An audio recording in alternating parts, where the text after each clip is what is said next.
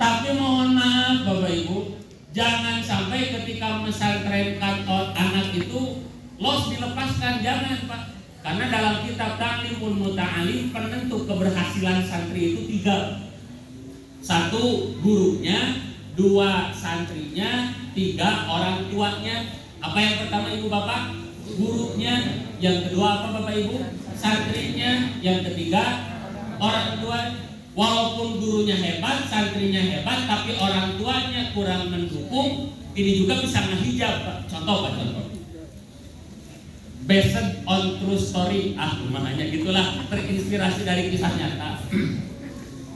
Ada anak Pak, ini anak sudah semangat pesantren Pak, udah semangat Pak Ustaz, saya mah semangat pesantren, ingin jadi ulama, walaupun tidak jadi ulama, kalaupun saya nanti jadi tukang bisnis, jadi bisnismen, saya ingin jadi bisnismen yang dicintai oleh Allah. Semangat Pak pesantrennya. Tapi baru juga seminggu, 2 minggu, sebulan, 2 bulan, itu semangatnya melehoy Pak. Turun. Jam. Apa Pak Ustaz? NTT kenapa biasanya semangat sekarang dengan kalau di kelas duduk di paling ujung nangis Pak. Di asrama di kerudung apa Pak? Ditutup pakai selimut nangis. Kamu teh nangis kenapa? Pak Ustaz ingin pulang, rindu wae si mama gimana, si bapak gimana? Homesick apa? Bukan homesick ya. Jadi rumahnya ada 6. Jadi ingin aja pulang wae, Pak. Tahu tidak Bapak Ibu, kenapa ada anak yang awalnya semangat tapi ketika itu Pak melehoy semangat? Ternyata Bapak Ibu itu disebabkan karena orang tuanya di rumah itu kurang all dalam mempesantrenkan anak. Jadi Bapak juga sama ibu teh di rumah, ayah, si Neng sekarang udah makan belum ya? Makannya sama apa? Itu proteinnya gimana? Terus ibu juga mikirin anak. Akhirnya apa? Jadi sama we. Punten Ibu ya, ini rada ekstrim Pak, rada ekstrim. Ada sebuah pesantren, ini kisah dari guru saya. Wallahu alam apakah ini masih berlaku atau tidak.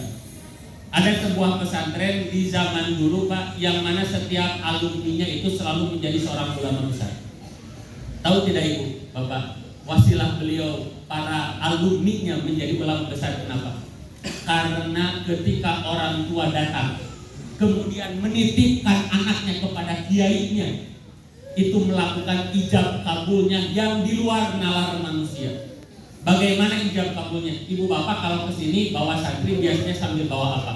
Bawa koper, bawa kue sakeler, ya Pak? Bawa koper, bawa makanan gitu Bapak Ibu ya, benar tidak? Bawa baju dan lain sebagainya. Ini pesantren yang dulu Pak, yang tidak disebutkan di mana pesantrennya. Itu ketika orang tuanya datang ke pesantren, mengijab kabulkan anaknya ke kiainya sambil membawa kain kafan. Ijab kabulnya itu seperti ini, Pak Yai, ini anak saya, tugas saya mengisi perut anak saya, dan saya titipkan Pak Yai, mohon isikan kolbuknya dengan hilim hikmah oleh Pak Yai, isi kepalanya dengan ilmu syariat yang mumpuni. Pak Yai, ini anak saya, mau dimerahkan merah, mau diputihkan putih, mau dihijaukan hijau. Nih anak saya serahkan kepada Pak Yai. Kalau seandainya anak saya meninggal dunia ketika dididik oleh Pak Yai, nih kain kafannya sudah saya siapkan. Ketika anak mendengar seperti itu Pak, kira-kira apa yang terjadi? Hijau di kolon kan gitu Pak. Apa bahasa Indonesianya? Wah sudah ini mah dipasrahkan 100%. Itu anak udah gak akan mikir ke sana kemari.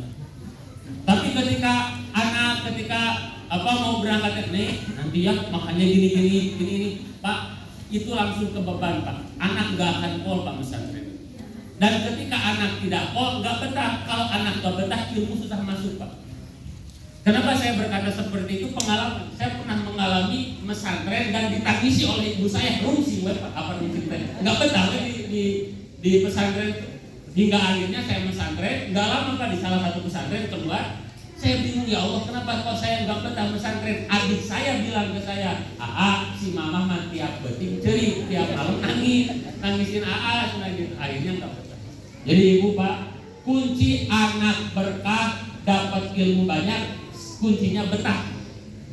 Kalau anak udah betah, luar biasa. Jadi kalau Neng mau pulang Neng mah gak mau pulang, sih bangga ibu. 3 tahun gak pulang bagus. 3 tahun gak pulang-pulang. Nah gitu ibu bapak ya, apa kuncinya? Ibunya simpel, bapaknya simpel. Pastilah ibu bapak sedih mah ada. Sampai kemarin ngobrol juga ada anaknya yang baru berangkat, baru 9 hari Pak ditinggalkan oleh anaknya. Kayak ibunya berkata tuh jangan kening nangtung ngalang layu katanya. Gelisah yang tidak ada ujungnya katanya. Buka lemari lihat pakaian anak nangis gitu kan. Dengar daging gepuk yang pakai serundeng gitu nangis. Nah kenapa itu kesukaan anak saya terus ditanggung. Maka dinasihatkan, Bu jangan seperti itu. Kenapa? Kasihan ke anaknya. Nanti anaknya enggak betah. Kenapa enggak betah? Karena kontak batin ibu bapak dengan anak itu kuat. Udah aja bismillah ya Allah, 3 tahun ditinggalkan demi mempersiapkan aset terbaik kelak kalau kita meninggal dunia. Satu ya, simpel. Yang kedua Bapak Ibu rahimahumullah. Karena kami tim pengajar Pak. Kami ini tim pengajar sedikit banyaknya mengenal beberapa karakter santri. Ini mohon maaf. Ini berulang-ulang Pak. Saya gabung di Darut Tauhid baru sebentar Pak dari tahun 2011. Jadi ketika melihat karakter santri Pak, ada santri Pak karakternya itu mohon maaf hatinya itu keras. Jadi ketika dinasehati mental terus belenterang, jangan gini, belenterang, gak masuk ke kolbu nanti. Ketika mencoba ditafakuri Pak, kadang ini masalahnya berulang. Tahu tidak Bapak Ibu? Apa di antara sebab kenapa seorang anak walaupun dididik oleh ulama besar, seorang waliullah, seorang ahli Allah, seorang kubarok, seorang ulama besar, tapi kenapa nasihatnya tidak masuk ke dalam hati anak tersebut? Tahu tidak Bapak Ibu apa sebabnya? Di antaranya ada yang menghalangi kolbu santri tersebut. Kalau di pesantren mah disebutnya hijab, ada yang menghijab hati santri, ada yang menghijab hati anak. Tahu tidak Bapak Ibu? Di antara salah satu hijab hati anak yang kadang tidak bisa dari apa? Ketika ada orang tua yang marah, yang kesel kepada anak. Jadi Bapak, punten, kalau kita selaku orang tua tidak ridho kepada anak, kesel kepada anak, itu Pak keselnya Bapak, tidak ridhonya ibu kepada anak itu menghijab hati anak Pak. Sehingga nasihatnya nggak belenterang terus. Apa keterangannya dalam kitab Lubang Pak ya? Man asbaha walahu abawani radiyani anhu au ahaduhuma futihat lahu abwabul jannah. Barang siapa seorang anak yang bangun di pagi hari, kemudian anak itu papa puket puther, banting tulang, melakukan sesuatu yang disukai orang tuanya. Ketika anak ini bangun Pak dari tidurnya, bangun, lari ke dapur Pak, lihat ada gerowen, itu Pak?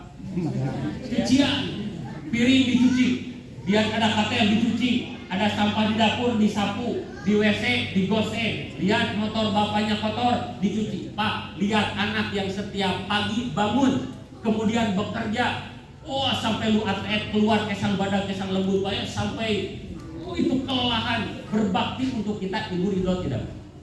Bapak ridho tidak? Enak Pak ya punya anak seperti itu. Nah ketika Bapak ridho kepada anak, itu futihat lahu abwabul jannah, maka pintu surga terbuka mengarah ke anak kita. Tapi sebaliknya Bapak Ibu, waman amsa walahu abawani sakyatoni alaihi au ahaduhuma futihat lahu abwabul jahannam. Tapi barang siapa seorang anak yang dia itu melakukan perbuatan yang membuat orang tuanya kesel. Ada apa Mama? Pang beliin masako, ini Mama teh lagi buat masakan buat si ayah sebentar lagi pulang. Apa jawaban anak kita Bu? Kan hampir kompak. Entar, engke masak kedap gitu ya. Kan rata-rata seperti itu. Padahal kita teh lagi butuh masako saat ini Pak. Kebayang tidak Ibu Bapak? Kita mau masak, minta tolong ke anak malah sibuk main HP. Tidak mengikuti permintaan tolong kita. Ibu kesel? Tidak. Kesel Bu ya? Nah keselnya ibu dan bapak kepada anak, futihat lahu abwabul jahannam, maka neraka jahanam langsung terbuka dan mengarah ke anak kita. Jadi Ibu Bapak kalau saya ngajar Bu, saya mikirnya sederhana saja. Ketika saya mengajar santri ini, yang sedang terbuka ke santri ini pintu yang mana? Apakah yang sedang terbuka ke santri ini pintu surganya Allah atau yang sedang terbuka ke santri ini pintu nerakanya Allah. Kalau yang terbuka kepada santri itu adalah pintu surganya Allah. Walaupun yang ngajar seperti saya, Bu, orang yang bodoh, orang yang kurang amal, gitu kan? Tapi karena yang terbuka kepada santri itu adalah surganya Allah, aku yakin, Bu, ilmu hilim hikmah dikasih oleh Allah.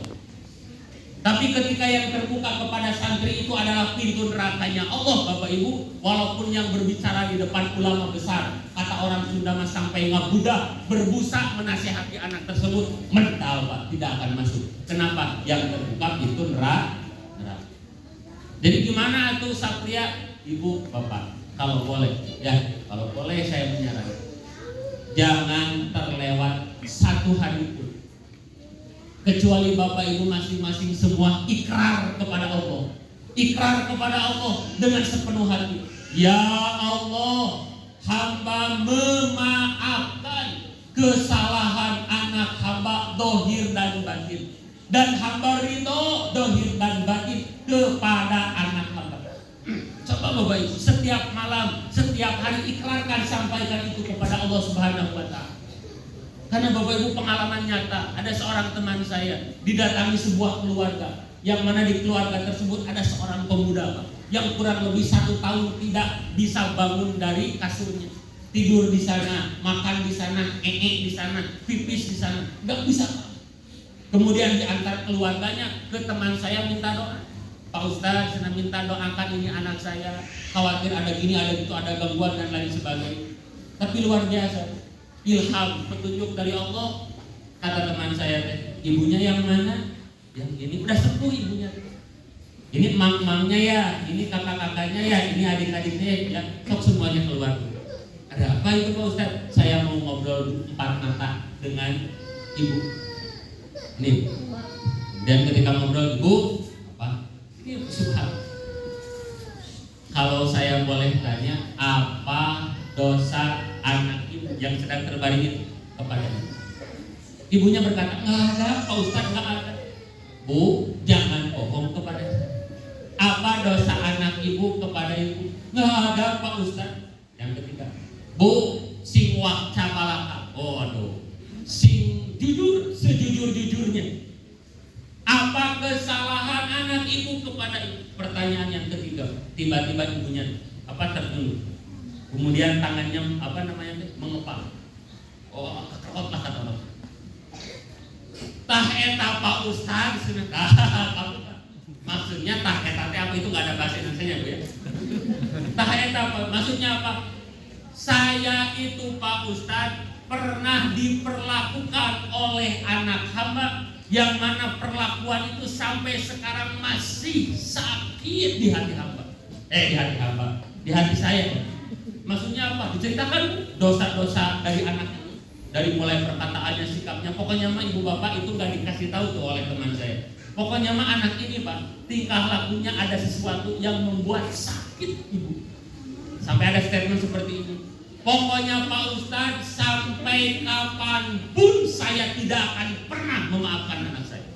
Tak gara-gara ada orang tua yang tersakitinya sampai seperti itu Pak. Ini kontan Pak azabnya, anaknya nggak bisa bangun. Lalu ditanya oleh Ustadz, ibu ridho anak ibu dibakar oleh Allah di neraka. Oh, gue di neraka mas lagi tuh marah awalnya. Lalu diajak, Bu, coba jangan lihat anak ibu sudah gede sekarang. Bayangkan anak ibu dulu ketika masih bayi, ketika dalam perut ibu, ketika mulai dilahirkan oleh ibu disusui, diajak berpikir ke sana, baru menetes air matanya. Iya tuh Pak Ustadz, kasihan. Sok Bu, mau anak ibu masuk neraka Allah atau surga Allah, atau mau ke surga Pak Ustadz? Sok, sekarang maafkan kesalahan anak. Panjang ceritanya Bu, tapi sampai saat itu, sampai suatu saat sang ibu ini ada statement ikrar kayak tadi. Pak Ustadz, saya tuh mau ikrar kepada Allah. Ya Allah, di hari ini, detik ini, saat ini, hamba memaafkan seluruh kesalahan dohir dan batin anak hamba. Baru juga seperti itu, tiba-tiba terdengar suara dari anak tersebut. Ruhnya langsung Pak naik ke tenggorokan, lalu dikejar oleh teman saya. La ilaha illallah. tiba-tiba anak tersebut la ilaha illallah, husnul khotimah. Tak bisa seperti itu.